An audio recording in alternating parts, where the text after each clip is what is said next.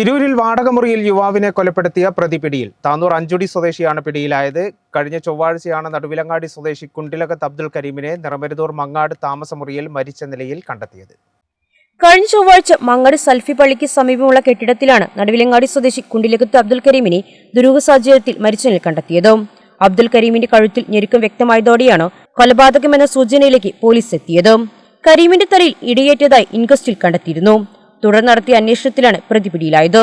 താനൂർ അഞ്ചുടി സ്വദേശി കുട്ടിയാമുവിന്റെ പുരയ്ക്കൽ ഹുസൈനാണ് പോലീസിന്റെ പിടിയിലായത്.